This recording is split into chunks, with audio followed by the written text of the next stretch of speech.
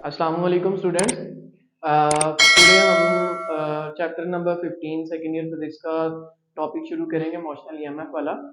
तो इसको डिस्कस करने से पहले चंद एक चीज़ें जो मैं आपको बताना चाहता हूँ वो ये हैं कि पिछले टॉपिक्स में हमने पढ़ा था कि मोशनल ईएमएफ या किसी भी कंडक्टर को जब मैग्नेटिक फील्ड के अंदर प्लेस किया जाता है तो उसके ऊपर एक मैग्नेटिक फील्ड की वजह से एक फोर्स एक्ट होती है।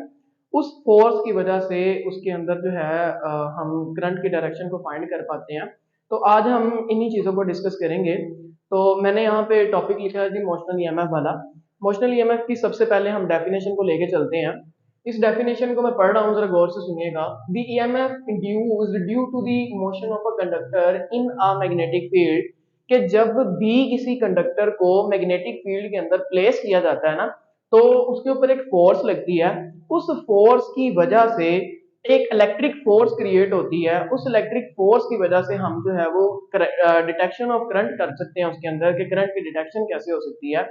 तो इसको ऑब्जर्व करने के लिए, इसको एनालाइज करने के लिए मैंने यहाँ पे दो तीन डायग्राम बनाई हैं। तो हम पहले उनको डिस्कस कर लेते हैं। फर्स्ट वाली डायग्राम है ये मेरे पास रेड कलर में एक आपको कंडक्टर नजर आ रहा है। इसके कंडक्टर की सबसे पहले तो आपको पता होना चाहिए कि कंडक्टर के अंदर फ्री इलेक्ट्रॉन मौजूद होते हैं। जब भी उनके ऊपर कोई फोर्स एक्ट करती है ना, तो वो इलेक्ट्रॉन जो है वो फ्रीली मूव करना शुरू कर देते हैं। वो किसी भी रैंडम मोशन में वो मूव कर सकते हैं, बट ये डिपेंड करता है कि उसके ऊपर फोर्स किस डायरेक्शन में लग रही है। तो इसके ऊपर फोर्स लगाने के लिए हमने इसको एक एक्सटर्नल मैग्नेटिक फील्ड में रखा है। ये जो क्रॉस आपको नजर आ रहे हैं, ये आपको पता है कि एक एक्सटर्नल मैग्नेटिक फील्ड है।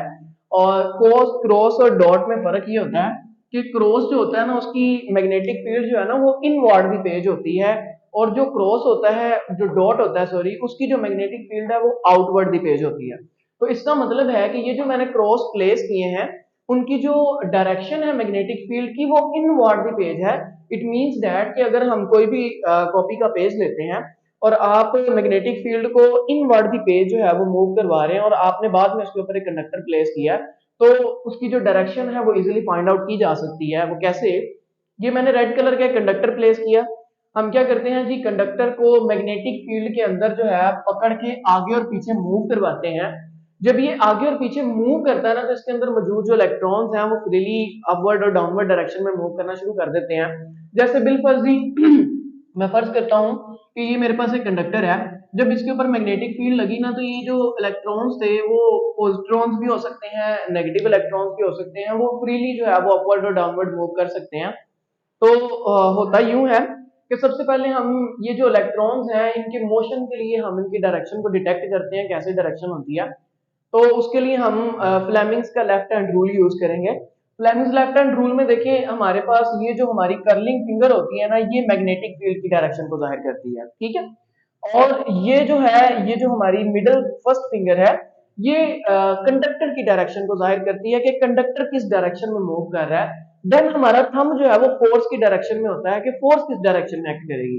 तो बिलफर्ज ये देखिए, ये मेरे पास जो रेड वाला मार्कर है, ये मैग्नेटिक फील्ड की डायरेक्शन को जाहिर कर रहा है। और ये जो मेरे पास कंडक्टर है, ये जो ब्लैक मार्कर है, वो कंडक्टर की जो मोशन है, ये कंडक्टर को हम जिस डायरेक्शन में मूव करवा रहे हैं उसको जाहिर कर रहा है।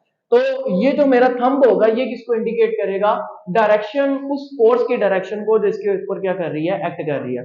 तो सेम एज इट इज ही देखिए, ये मैग्नेटिक फील्ड है, ये हमारे पास कंडक्टर है। जब हम इसको मूव करवाएंगे तो ये जो इसके अंदर मौजूद इलेक्ट्रॉन्स या प्रोटॉन्स हैं, उनके ऊपर जो फोर्स लगेगी वो किस डायरेक्शन में लगेगी? अपवर्ड डायरेक्शन में लगेगी। तो ये जो सारे के सारे इलेक्ट्रॉन्स हैं, ये यहाँ पे क्या होना शुरू हो जाएंगे? जमा होना शुरू हो जाएंगे। इनिशियली क्या होगा कि जो मैग्नेटिक फील्ड है हमारे पास, वो बहुत ज्यादा होगी, क्योंकि अभी जब जस्ट हमने इसको प्लेस किया तो मैग्नेटिक फील्ड बहुत ज्यादा होगी। शुरू शुरू में मैग्नेटिक फील्ड इसलिए ज्यादा होगी क्योंकि इलेक्ट्रॉन्स अभी मोशन में नहीं है। आपने जब सिर्फ कंडक्टर को प्लेस किया ना, तो मैग्नेटिक फील्ड ही होगी, इसलिए मैग्नेटिक फील्ड जो है बहुत ज्यादा होगी, ठीक है। बाद में क्या होगा, जब आपने कंडक्टर को आगे और पीछे मूव करवाना शुरू कर दिया, तो इलेक्ट्रॉन्स की मोशन की वजह से ना इसके अंदर एक फोर्स पैदा होगी। वो फोर्स क्या कहलाती है? इलेक्ट्रिक फोर्स कहलाती है। उस आहिस्ता आहिस्ता जब इलेक्ट्रॉन्स सारे ऊपर इकट्ठे हो जाएंगे और उनकी वजह से जो पोस्ट्रॉन्स होंगे वो जाहिर सी बात है दूसरी डायरेक्शन में इकट्ठे होना शुरू हो जाएंगे। तो एक वक्त आएगा कि इलेक्ट्रॉन्स जो है बड़ी रैपिडली मूव करना शुरू कर देंगे। तो इलेक्ट्रिक फील्ड भी जो है वो मैग्नेटिक फील्ड के साथ आहिस्ता आहिस्ता क्या होना शुरू हो जाएगी? इंक्रीज होना शुरू हो जाएगी। तो एक वक्त आएगा कि जो मैग्नेटिक फील्ड है वो सारी की सारी किसके बराबर हो जाएगी, इलेक्ट्रिक फील्ड के बराबर हो जाएगी, तब ये जो मोशन ऑफ इलेक्ट्रॉन है ये रुक जाएगी हमारे पास। ठीक है जी। इसको जरा इलस्ट्रेट करने के लिए मैंने यहाँ पे एक और डायग्राम बनाई है। ये मेरे पास एक सर्किट है, सेम एज इट इज जी, जैसे हमने एक बैटरी को अटैच किया हुआ है, एक हमारे पास क्या है जी, इसमें रेजिस्टेंस ऐड है, और दूसरा मैंने गैल्वानोमीटर लगाया हुआ करंट की डिटेक्शन के लिए। करंट क्या होगा जी, मूव करना शुरू करेगा पॉजिटिव से नेगेटिव की तरफ।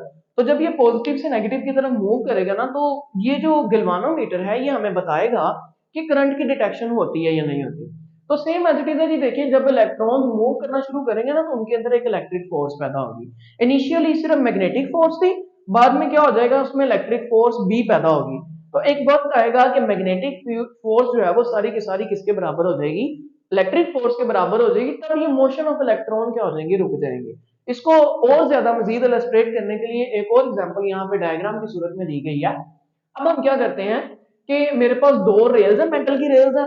मेटल जो कि आपको पता है एक अच्छा कंडक्टर है इलेक्ट्रिसिटी का, उसको हमने गैल्वानोमीटर के साथ जोड़ा हुआ है और एक कंडक्टर को प्लेस किया हुआ है जो कि क्या करता है, जब उसके ऊपर मैग्नेटिक फील्ड एक्ट करती है तो सारे का सारा जो इलेक्ट्रॉन्स हैं, जैसे हमने पिछली डायग्राम में पढ़ा है, इलेक्ट्रॉन सारे जो है वो यहाँ पे इकट्ठे होना शुरू हो जाएंगे और पॉजिट्रॉन जो है वो सारे एक साइड पे आ जाएंगे। तो आपको पता है जो करंट है वो कैसे मूव करता है, हायर पोटेंशियल से लोअर पोटेंशियल की तरफ। तो देखिए जब आपने इसको इस मेटल रेल्स के ऊपर प्लेस किया ना, तो ये देखिए हमारे पास एक कंप्लीट लूप बन गया। मैं इसको नाम दे देता हूँ, ए, ये बी, ये सी और डी। ये देखिए हमारे पास एक लूप कंप्लीट हो गया। तो आपको पता है करंट जो है वो कंप्लीट लूप में मूव करता है। इट मींस दैट कि करंट मूव करना शुरू करेगा तो ये गैल्वानोमीटर हमें क्या देगा, डिटेक्शन देगा। तो देखिए ये मुझे नजर आ रहा है, क्या ये एक बैटरी की तरह नहीं काम कर रहा, कि ये देखिए बिल्कुल पॉजिटिव से नेगेटिव की तरफ जब इलेक्ट्रॉन मूव करेंगे, सेम एज इट इज यहाँ पे भी जो इलेक्ट्रॉन्स है वो हायर पोटेंशियल से लोअर पोटेंशियल की तरफ मूव करेंगे। तो ये जो कंडक्टर है जब उसको मैग्नेटिक फील्ड के अंदर रखा जाता है तो वो एक मैग्नेटिक फील्ड के अंदर रखें तो वो एक कंडक्टर जो है वो बैटरी के तौर पर काम करता है। तो सेम एज इट इज ये करंट जो इलेक्ट्रॉन जो है वो हायर पोटेंशियल से जब लोअर पोटेंशियल की तरफ मूव करेंगे तो एक गैल्वानोमीटर हमें डिटेक्शन देगा। इट मींस दैट कि गैल्वानोमीटर में से क्या हो रहा है, करंट गुजर रहा है। इस करंट को हम जब जैसे ही सारे इलेक्ट्रॉन मूव कर जाएंगे तो और कोई इलेक्ट्रॉन बाकी नहीं बचेगा मोशन के लिए। इसीलिए हमने इसको क्या लिखा है, एक्सटर्नल मैग्नेटिक फील्ड के अंदर रखा है। ये जब एक्सटर्नल मैग्नेटिक फील्ड को जाहिर करता है तो सारे के सारे इलेक्ट्रॉन जो है वो दोबारा जो है फोर्स की डायरेक्शन में मूव करना शुरू कर देते हैं। और ये प्रोसेस तब तक जारी रहता है जब तक आप क्या करते हैं, इस कंडक्टर को उस रेल के ऊपर मूव करवाते रहते हैं अपर और डाउन। देन आज अब हम जरा डेरिवेशन की तरफ आते हैं। डेरिवेशन को डिस्कस करने के लिए हमने एक वक्त देखा जब मैग्नेटिक फोर्स जो है वो इलेक्ट्रिक फोर्स के बराबर हो गई थी, जब इलेक्ट्रॉन्स की मोशन रुक गई थी। तो हमें पता है कि मैग्नेटिक फोर्स का फॉर्मूला होता है QVB और इलेक्ट्रिक फोर्स का फॉर्मूला होता है जी QE। इससे मुझे नजर आ रहा है कि ये जो इलेक्ट्रॉन की वैल्यू है वो इस इलेक्ट्रॉन से क्या हो जाएगी, कैंसिल आउट हो जाएगी। देन मेरे पास बाकी क्या बचता है, VB is equals to E। ये जो इलेक्ट्रिक पोटेंशियल है ये बराबर होता है नेगेटिव ऑफ पोटेंशियल ग्रेडियंट के, नेगेटिव ऑफ पोटेंशियल ग्रेडियंट के। इसको मैं इक्वेशन नंबर 1 का नाम दे देता हूँ। इसकी वैल्यू को मैं इस इक्वेशन में पुट कर सकता हूँ। कैसे है, हम यहाँ पे पुट करते हैं इसको। मैंने यहाँ पे लिखा है जी हमारे पास वैल्यू थी VB is equals to E की जगह में मैं उसकी वैल्यू को प्लेस कर देता हूँ, वो क्या है, minus delta V over L। हम यहाँ से पोटेंशियल की वैल्यू निकाल लेते हैं, ये L इधर डिवाइड और उधर जाके मल्टीप्लाई हो जाएगा, तो हमारे पास चेंज इन पोटेंशियल बराबर हो जाएगा माइनस VBL के। ये जो नेगेटिव साइन है ये करंट की डायरेक्शन को शो करता है कि करंट किस डायरेक्शन में फ्लो कर रहा है। Negative of potential, change in potential को हम EMF के बराबर भी सपोज कर सकते हैं। तो EMF हमारे पास बराबर आ जाती है माइनस VBL के। ये हमारे पास क्या है, किसी भी सर्किट में पैदा होने वाली इंड्यूस्ड EMF है। अब हमने तो कंडक्टर को प्लेस किया हुआ बिल्कुल स्ट्रेट डायरेक्शन में कि 90 डिग्रीज के एंगल पे पड़ा हुआ कंडक्टर है। अगर कंडक्टर को किसी दूसरे एंगल पे सपोज किया जाए, जैसे मैं फर्ज करता हूं कि मेरा कंडक्टर जो था वो कुछ इस एंगल पे पड़ा हुआ है, तो फिर हम इसके साथ इसमें थोड़ी सी चेंजिंग करेंगे। और वो चेंजिंग किस तरह की होगी, हमने इसके साथ एक एंगल भी सपोज करना है और वो एंगल साइन थीटा के तौर पे होगा। ये जो थीटा है वो आपको इंडिकेट करेगा कि आपका कंडक्टर किस डायरेक्शन में पड़ा होगा। तो ये बस हमारा इतना सा आज का टॉपिक था। इसको आसानी से समझने के लिए अगर कोई आपको इश्यू हो तो आप कमेंट करके दोबारा पूछ सकते हैं।